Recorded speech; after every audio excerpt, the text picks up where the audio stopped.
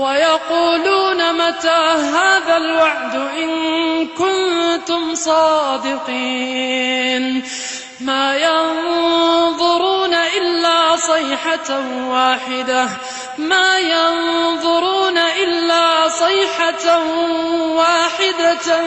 تأخذهم وهم يخصمون فلا يستطيعون توصية ولا إلى أهلهم يرجعون ونفخ في الصور فإذا هم من الأجداث إلى ربهم ينسلون قالوا يا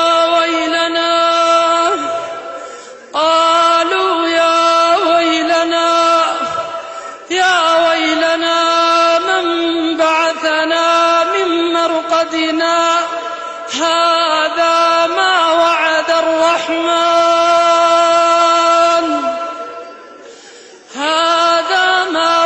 الرحمن وصدق المرسلون قالوا يا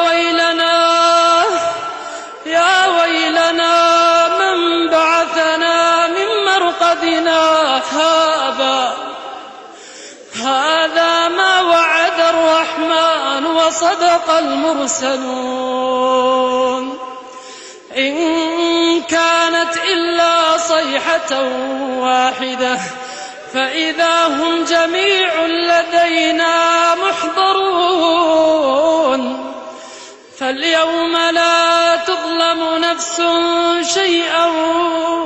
ولا تجزون إلا ما كنتم تعملون إن أصحاب الجنة اليوم في شغل فاكهون هم وأزواجهم في ظلال على الأرائك متكئون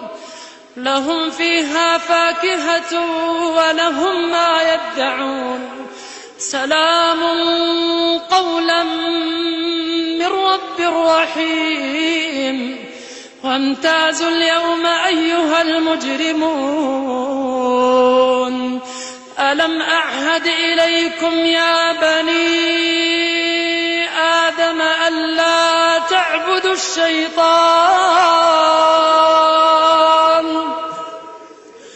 ألم أعهد إليكم يا بني آدم ألا تعبدوا الشيطان إنه لكم عدو مبين وأن اعبدوني هذا صراط مستقيم ولقد أضل منكم جبلا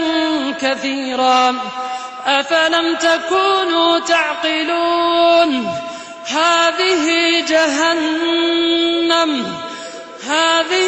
جهنم التي كنتم توعدون هذه جهنم التي كنتم توعدون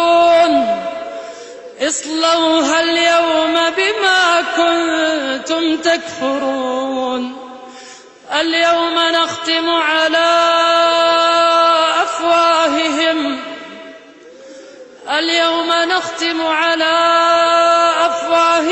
وتكلمنا